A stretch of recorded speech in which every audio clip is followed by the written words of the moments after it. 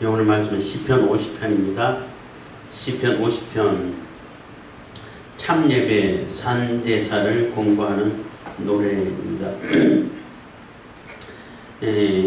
시편 50편은 아삽의 시이고 삶으로 예배를 드리는, 진심으로 하나님께 예배 드리는 그러한 하나님께 산제사로 참예배로 다가가는 그러한 예배를 공부하는 그러한 시라고 말할 수 있는데, 지혜의 시입니다. 그래서 지혜 시 이렇게 분류를 합니다. 그래서 하나님이 무엇을 원하시는지, 진정 하나님 뜻이 어디에 있는지, 하나님께서 기뻐하시는 모습이 어떤 것인지를 이렇게 정확하게 얘기해 주고 있는데, 사람들은 자꾸 이렇게 형식적으로만 나가려고, 그냥 형식만 갖추면 다 돼. 물론 형식이 중요해요. 형식이 필요 없다고 하는 사람도 있는데 절대 필요 없는 건 아니에요. 형식이 있어야 돼.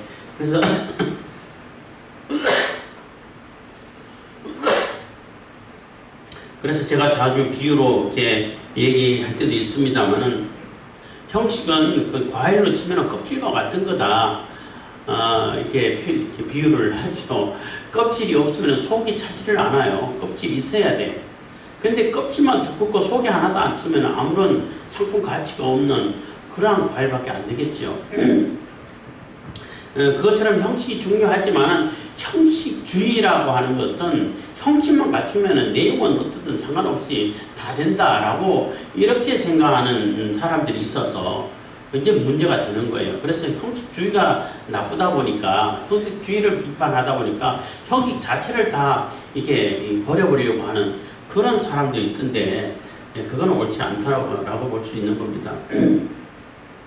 그리고 이 시대적 배경에 대해서는 잘 알 수가 없고, 아삽이라는 사람은 그 다윗 시대 때, 다윗 솔로몬 시대 때 그 3대 악장이라고 이렇게 알려지고 있습니다. 그래서 어떤 사람은 아삽의 시다.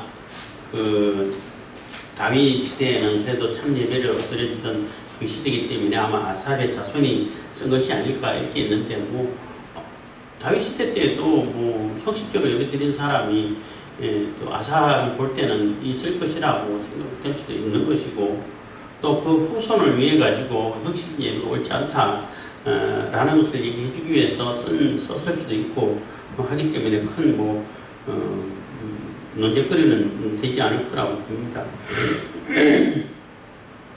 50장 1절입니다. 50편 1절.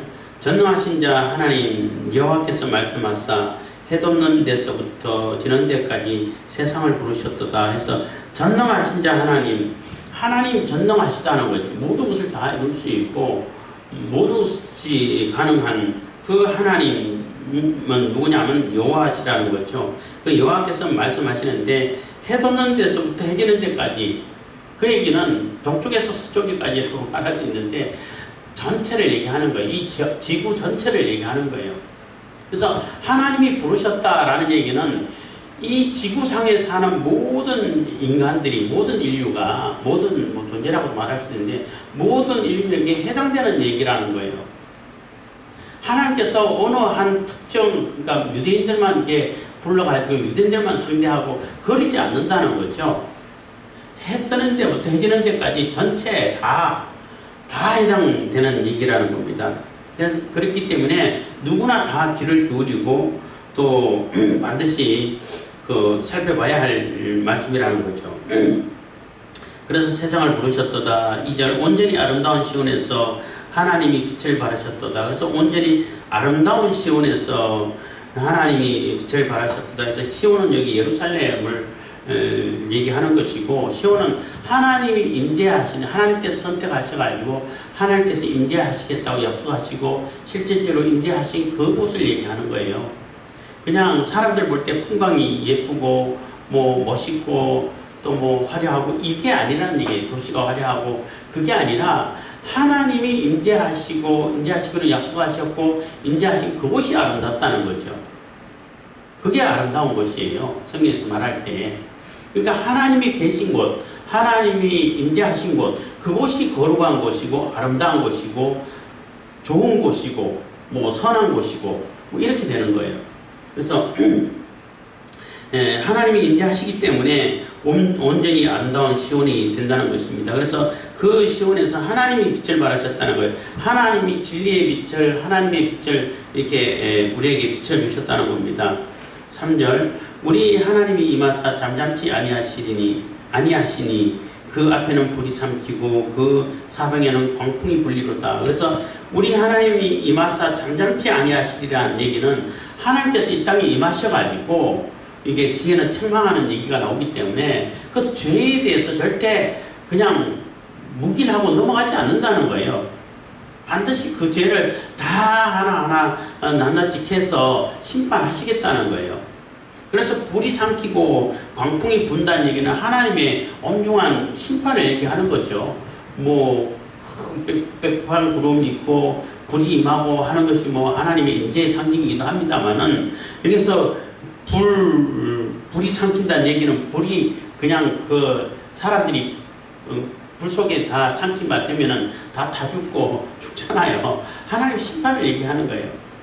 광풍도 마찬가지죠. 광풍을 만났을 때 그 사람들이 할 수 있는 것이 없잖아요. 그렇기 때문에 하나님의 심판이 엄중하다는 것을 얘기해주고 있어요. 그래서 하나님이 임하사 잠잠치 아니하시니 그 앞에는 불이 삼키고 그 사방에는 광풍이 불리로다 한 것은 하나님은 죄에 대해서 절대로 조용하지 않고 그것을 묵인하고 넘어가는 일이 없다는 거예요. 특별만한 죄도 다 찾아내서 심판하신다는 겁니다. 4절, 하나님이 그 백성을 판단하시려고 위 하늘과 아래 땅에 반포하여, 그래서 하나님이 그 백성을 판단하시려고 재판하시려고 하는 얘기인 거예요. 얼마나 내 백성이 내 하나님의 백성답게 하나님의 자녀답게 온전한 삶을 살고 있느냐, 그것을 판단하시겠다는 거예요. 그래서 하나님의 백성이 하나님의 백성으로의 모습을 갖추고 있고 정말로 그 진실한 마음으로 하나님께 다가오고 있고 하나님께 나오는지를 하나님께서 재판하시겠다는 거예요. 판단하시겠다는 겁니다. 판단하시려고 위 하늘과 땅 아래에 반포해가지고 위 하늘 땅 아래는 뭐 모든 곳을 얘기하는 거죠. 어떤 특정한 지역, 특정한 곳에만 이게 하나님 말씀 전하고 거기에서만 상대하고 이게 아니라 모든 곳, 우리 인간이 사는 모든 곳을 얘기하는 겁니다. 그래서 다 공개적으로 공포를 한다는 거죠. 5절입니다. 이르시되 나의 성도를 내 앞에 모으라. 곧 제사로 나와 언약한 자니라 하시도다. 그래서 다 선포하고 다 알아듣게끔 누구나 다 알 수 있게끔 다 외쳐서 부르는 것이 내 백성 하나님께서 정하신 하나님께서 택하신 내 성도들을 다 내 앞으로 모으라는 거예요.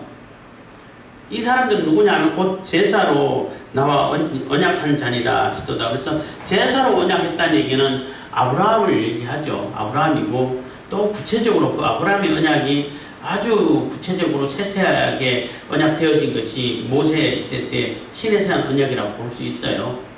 그래서 하나님하고 우리하고 아브라함 자손 하나님 백성들은 이 계약 관계라는 거예요. 언약 관계라는 거죠. 그냥 아무런 그 어느 날 갑자기 내가 너 좋아 같이 지내 이런 아무런 것이 없는 것이 아니라 명확하게 계약되어진 관계되어진 이런 관계라는 것입니다. 그래서 하나님이 내가 너의 하나님이 되고 너는 내 백성이 될 거야 하나는 그 언약의 말씀이 성경에 여러 군데 많이 나오죠. 그 언약을 체결하신 그러한 성도들, 그러한 백성들을 얘기하는 것입니다. 그래서 다 불러 모으라는 거죠. 6절, 하나님 그 공의를 선포하리니 하나님 그는 심판장이시미로다. 그래서 하나님이 그 공의를 선포한다는 얘기는 이 인간 세상에서 이 온 우리가 사는 그러한 그 땅에 온 우주라고 말해도 되고 그곳에 하나님의 공의를 다 선포해 놨다는 거예요. 그러니까 하나님의 백성이면은 이 공의를 따라서 살아야 돼 하는 그 법을 하나님 법을 다 뿌려놨기 때문에 가득 채워놨기 때문에 그 공의를 따라서 그 하나님의 법을 따라서 살아야 된다는 거죠. 그 그게 언약 관계에 있는 그 관계죠. 언약 관계에 있는 백성들이라는 거예요. 그래야 하나님의 백성이 되고 하나님은 우리의 하나님이 되고 이렇게 된다는 거죠. 그래서 하늘이 그 공의를 선포하리니 하나님은 그 심판장이시미로다. 그래서 하늘이 그 공의를 다 이제 선포해서 누구나 알 수 있도록 하나님의 공의를 따라 살 수 있도록 해놓고 하나님은 정확하게 뭐 누구에게 의탁한 것도 아니고 하나님께서 심판하셔가지고 그 공의대로 살고 있는지 없는지를 분명하게 판단하신다는 겁니다. 심판하신다는 겁니다. 셀라 분위기를 바꿉니다. 하나님께서 이렇게 다 선포해놓고 다 불러가지고 모든 이 지구상에 있는 인간이라면 모두 해당되는 모든 자들을 다 하나님께서 불러가지고 하나님의 백성으로 살아라고, 하나님의 백성으로 살고 하나님의 뜻을 따라서 하나님의 자녀로 살아라고 이렇게 다 공포해놓고 하나님 공의를 다 가득 채워놓고 해가지고 하나님의 백성들이 하나님의 백성들로 살도록 이렇게 다 이렇게 갖춰 놨는데, 조건으로 만들어 놓고 환경을 다 만들어 놨는데 맞다라는 것을 설명하는 것이 6절까지라고 볼 수 있죠. 7절부터는 이제 그런데 좀 이렇게 그 하나님의 백성들이 하나님의 백성 잡지 못하게 사는 그러한 모습을 이렇게 책망하면서 어떻게 살아야 하는지를 얘기해두고 있다고 볼 수 있는 겁니다. 7절 내 백성아 들을지어다 내가 말하리라 이스라엘아 내가 네게 증거하리라 나는 하나님 곧 네 하나님이로다. 그래서 분명하게 드러나는 거예요. 너는 내 백성이야. 응? 내 백성아 들을지어다 반드시 듣고 깨달으라는 거죠. 내가 말하리라 하나님께서 분명하게 말씀하신다는 겁니다. 내가 말하리라 한 얘기는 하나님의 말씀은 그대로 실천이 되고 실행이 되는 거예요. 그게 절대자시라고 말하고 있는데 그게 두려운 거예요. 하나님 말씀은 어느 때는 될 때도 있고 안 될 때도 있다. 그러면은 그렇게 두려워할 때도 있고 눈치 봐가지고 해야겠지만은 하나님 말씀은 그렇지 않다는 거예요. 우리 인간은 될 때도 있고 안 될 때도 있고 전능하지 못하기 때문에 전지전능하지 못하기 때문에 그런데 하나님께서 말씀하신다는 얘기는 그거 그대로 실행된다는 얘기예요. 그대로 실천된다는 얘기예요. 그래서 하나님 그 전능하신 하나님이 내가 지금 말을 한다는 겁니다. 이스라엘아 내가 네게 증거하리라 다 증거로 나타내 보이겠다는 겁니다. 나는 하나님 곧 네 하나님이로다. 내가 바로 너의 하나님이야. 제사로 언약한 그 하나님이야. 라고 분명히 이렇게 짚어주고 있는 거죠. 누가 하나님인지, 누가 네 주인인지, 누가 내게 하나님으로서의 위치를 하고 있는지를 분명하게 알아라는 것이죠. 분명히 인식하라는 겁니다. 8절 내가 너의 재물을 인하여는 너를 책먹지 아니하리니 내 번제가 항상 내 앞에 있음이로다. 그래서 너 재물을 가지고 내가 쪼잔하게 뭐라고 안 할 거라는 거예요. 하나님은 하나님 앞에 번제를 드리고 제사 드릴 때 특히 번제 같은 경우는 그 형편에 따라 가지고 부자들은 송아지로 하고 그 다음에는 양으로 하고 그 다음에 없으면 비둘기로 하고 그것도 없으면은 곡식 가루를 공가루로 한 네바로 해가지고 드리라는 거 다 받아주고 똑같이 가치를 평가하겠다는 거예요. 내가 넉넉해가지고 송아지로 드리면은 와 쟤는 되게 큰 거 드리네. 쟤는 1등.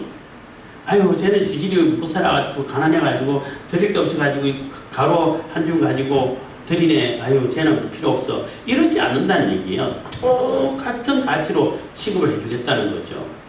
그렇기 때문에 하나님은 그 재물이 많고 적고에 대해 가지고는 별로 관심이 없어요. 물론 재물이 많으면 좋겠죠. 그건 인간의 입장이고 하나님은 아무리 이 세상에 있는 재물을 다 걷어가지고 하나님께 주신다 하더라도 그 하나님이 이렇게 존재하시는데 아무런 영향을 못 끼쳐요. 하나님 그거 어디다 쓰시겠어? 그래서 하나님은 헌금도 그렇고 물질 같은 걸 받으시면은 간접적으로 받으시잖아요. 다 받아가지고 하나님 나라를 증거하는데 또 하나님 나라를 확정하는데 하나님 종들을 생활하는데 다 써버리지 하나님께 직접 쓰시는 걸 하나도 없잖아요. 그렇기 때문에 재물로는 너를 탓하지 않겠다는 것입니다. 그래서 재물 가지고 내가 조금 더 많은 거 드렸다, 더 비싼 거 드렸다, 이런 거 따지지 말라는 거예요. 그리고 이스라엘 백성들이 바벨론의 포로가 되기까지는 정말로 열심히 제사는 드렸어요. 제사는 열심히 드렸어. 그것도 제일 좋은 곳으로. 근데 하나님의 심판을 받았지요. 그래서 내가 너의 재물을 인하여는 너를 책망치 아니하리니 내 번제가 항상 내 앞에 있음이로다. 내가 내 집의 수소나 내 우리에서 순념서를 짓지 아니하리니. 그래서 소 갖고 와 염소 갖고 와 이런 거 안 하겠다는 거예요. 왜 그러냐면은 이런 살림의 짐승들과 천산의 생축이 다 내 것이면 어차피 다 하나님 건데 뭐 다 하나님 거예요. 그렇잖아요. 근데 뭐 너는 왜 그 송아지로 안 드리고 너는 왜 염소 갖고 정도만 안 드리냐, 너 비둘기 가지고 무슨 번제 드리려고 하느냐, 이런 책망 안 하겠다는 거예요. 이렇게 설명을 하게 되면은 꼭 사람들이 참 이상해. 성격이 이상하게 그것을 이용하려고 하는 사람들이 있어요. 간혹가다 있어요. 하나님은 뭐 정성을 보시지 뭐 돈을 보시겠어? 근데 자기가 쓰고 사치하고 하는 데는 억대로 생활비를 쓰고 뭐 훔쳐만큼 써. 술집에 가지고 막 그런 사람, 교회 나오는 사람 있는지 모르겠습니다만 그렇게 쓰면서 하나님께 헌금할 때는 하나님은 정성을 보시는 거야 하고 1,000원짜리 만원짜리 이렇게 드린다고. 그게 과연 정성이 있는 걸까? 그 하나님 능욕하는 거예요. 하나님 욕되게 하는 거예요. 반대로 내 경제 능력은, 생활 능력은 10만 원 단위 생활비는 그 정도만 있고 100만 원도 안 되는 그런 수준에서 저 사람이 1,000만 원 헌금했다고 해서 내가 돈을 입에서 빌려가지고 1,000만 원 헌금을 해야 돼. 이것도 하나님께서 안 받으셔요. 하나님을 욕되게 하는 거예요. 너 형편에 맞게 하라는 거예요. 그래서 내가 부자고 형편이 넉넉하면은 넉넉한 대로 거기에서 내 정성을 들여서 드리는 것이 헌금이에요. 그래서 부자는 송아지로 해라. 그 다음에 양으로 해라. 염소로 해라.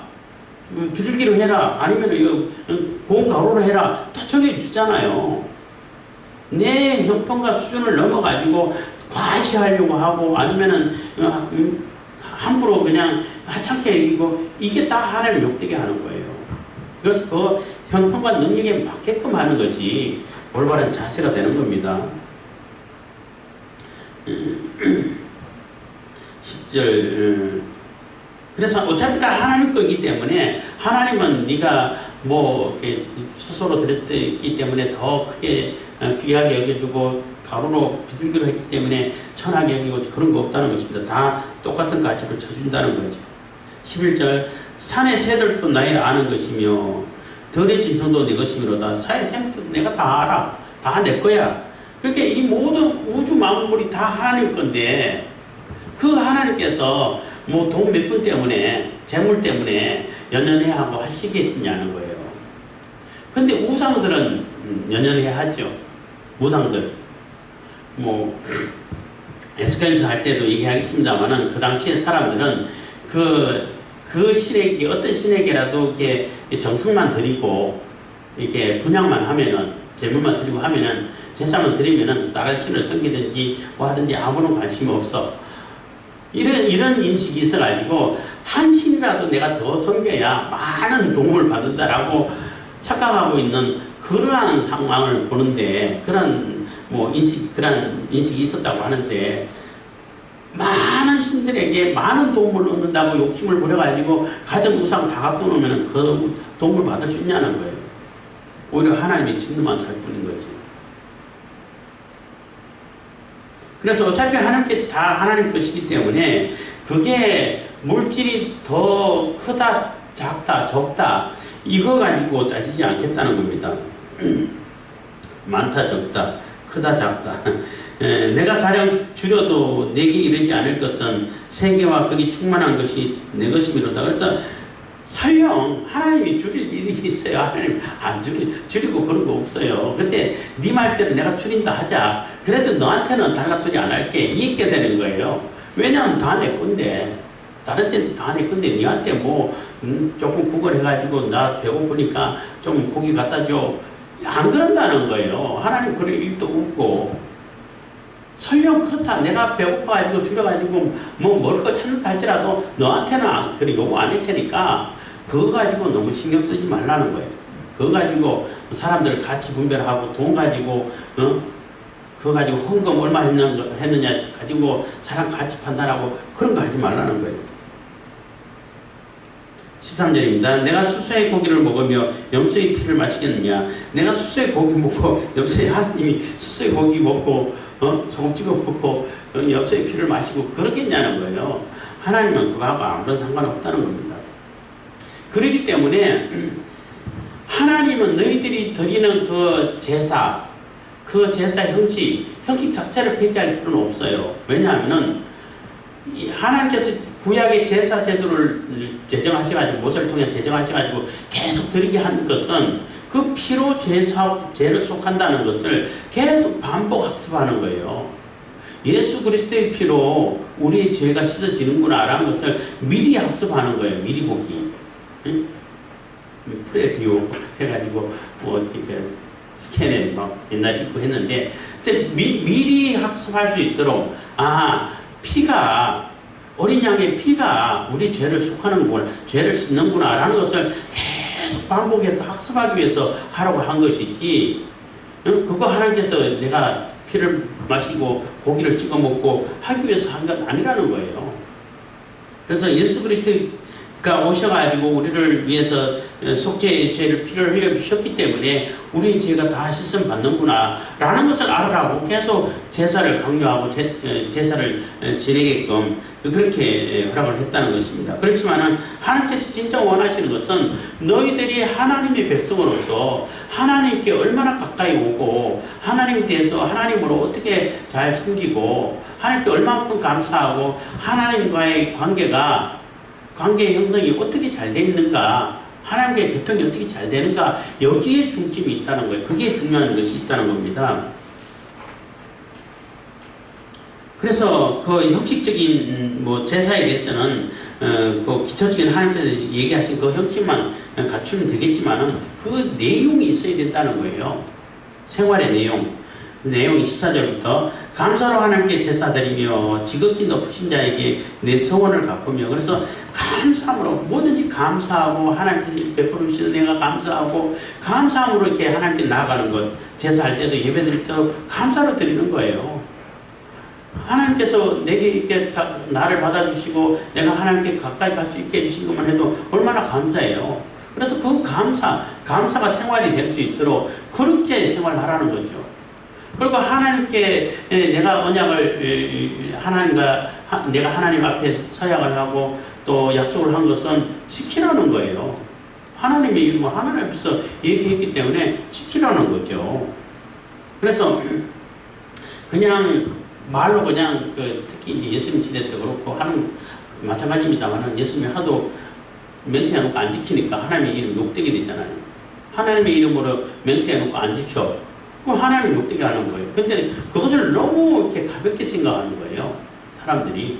마찬가지로 그렇게 가볍게 생각해서는 안 되고, 그렇기 때문에 성원을 한다든지 이렇게 약속할 때는 굉장히 신중하게 해야 되는 거죠. 내가 이것을 감당할 수 있는 것인지, 내가 이거 해서 많은 사람들이 유익이 될 것인지, 내가 이것을 충분히 그것을 극복해가고 감당해가지고 오히려 사람들에게 유익이 될 것인지, 이걸 따져보고 성원을 해야 되는 거예요. 아무 생각 없이 나도 얼마 해가지고 남편이 모르는데 그렇게 해가지고 이 돈 어디 갔어 했더니 어떤 친구가 빌려가지고 안 줘. 그래서 얼마나 큰 오해를 하고 막 교회에 욕이 되고, 그게 그게 하나님께 영광이 되겠어요? 그렇게 하면 안 되는 거예요.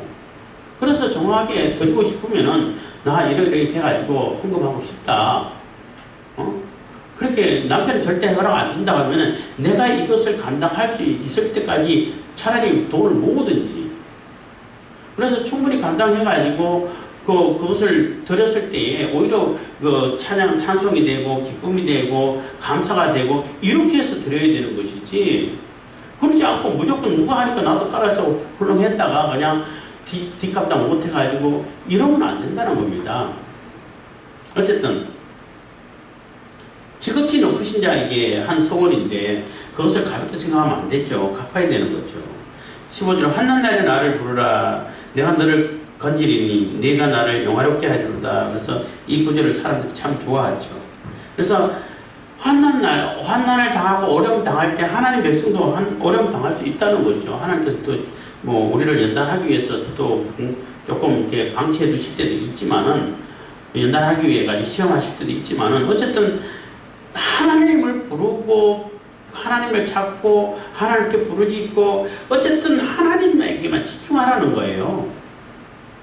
그러면 환난 날에 나를 부르면은 네가 어려움 당하고 고난 당하고 고통 있을 때 하나님을 찾고 하나님의 백성으로서의 하나님께 가까이 나오면은 내가 너 건져줄 거야.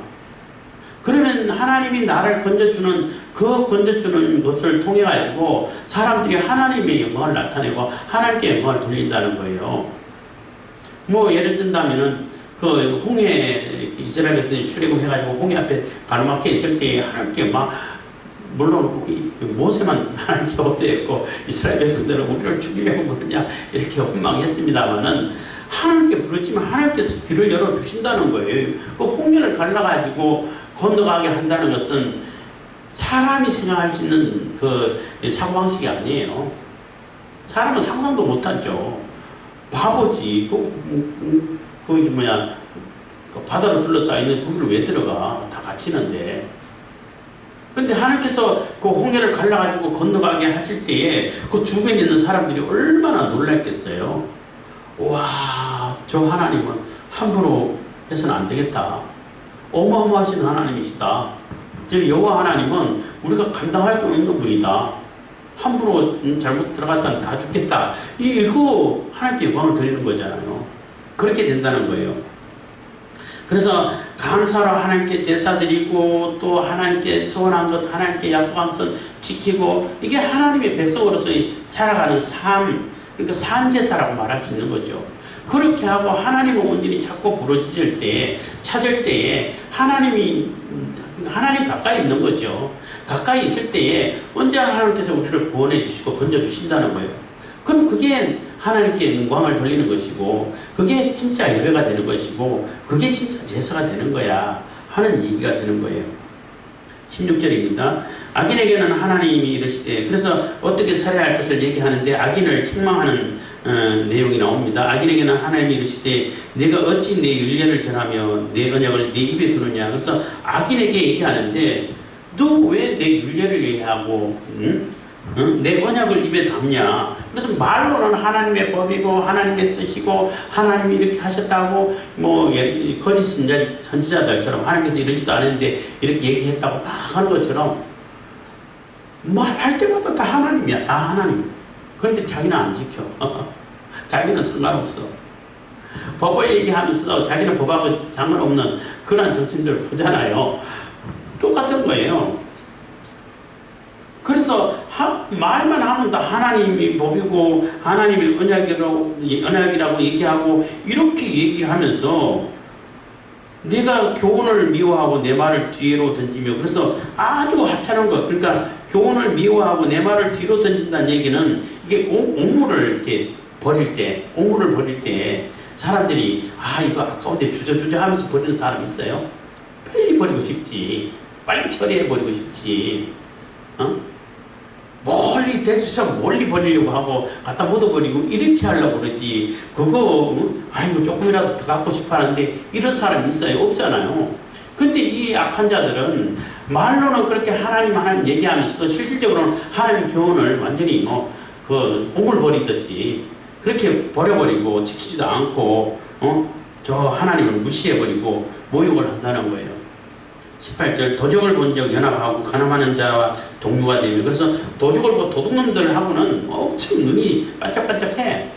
어떻게 하면 요거 빼먹을까? 어떻게 하면 세금 다 빼먹을까? 어떻게 하면 사람들 덩쳐먹을까? 이거는 막 얼마나 머리를 잘 굴리는지, 짱 굴린다고 그러잖아요. 머리를 잘 굴리는지, 와, 어떻게 저런 생각까지 할까? 할 정도로 거기에는 뭐 아주 적극적으로 같이 연합한다는 겁니다. 간음하는 자와 동료가 되며, 그래서 간음하고 쾌락을 즐기고 사람들 허탈하고, 다른 사람은 신경도 안 써. 나만 즐거우면 돼. 나만 쾌락을 찾으면 돼. 이러고 똑같은 사람하고 지낸다는 거예요.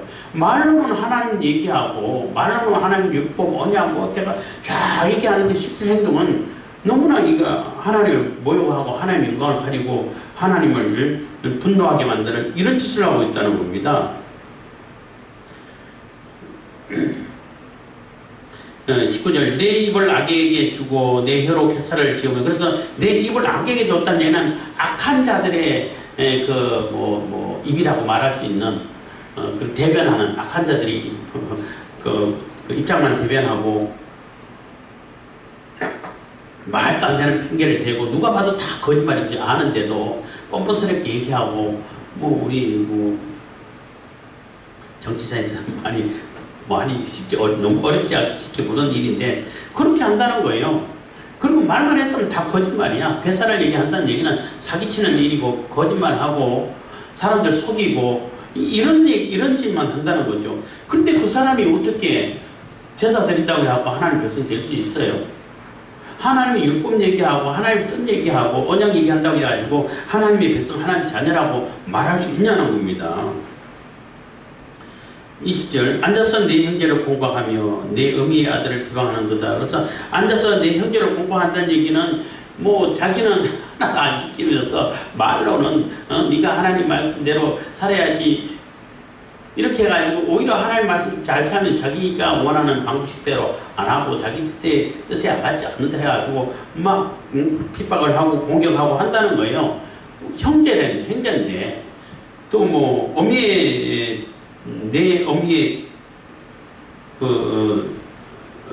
아들은 똑같은 형제라는 얘기예요. 똑같은 얘기를 반복하는데 보다 더 구체적으로 얘기하는 것이 되는 거죠. 강조가 되는데 네가 피를 나누고 한 배에서 나온 그 형제도 오히려 공격하고 막 핍박을 하고 자기 마음에 안 든다고 하면 막 심지어는 죽이기도 하고 이런 거 있으면서 네가 하나님 백성이야? 하나님께서 기뻐하시는 제사는 드리죠.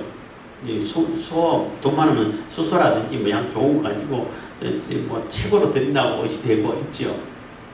근데 이렇게 사는데 이 사람이 어떻게 하나님 백성이 되겠냐는 거예요. 악인이라는 거예요. 그래서 제사를 아무리 형식적으로 해도 그 내용이 악이면은 악인 거예요. 그 내용이 선이면은 선인 것이고 21절, 내가 이 일을 행하여도 내가 잠잠하였더니 내가 나를 너와 같은 줄로 생각하였도다. 그러나 내가 너를 책망하여 내 죄를 내 목전에 차례로 베풀리라 하시는도다. 그래서 내가 이 일을 행해도 내가 잠잠하였더니 하는 얘기는 네가 그렇게 해도 하나님께서는 기다려주시고 인내해 주셨다는 거예요. 그렇게 하자마자 바로 이제 싹 하고 때려가지고 심판했으면 아마 다 죽었겠죠.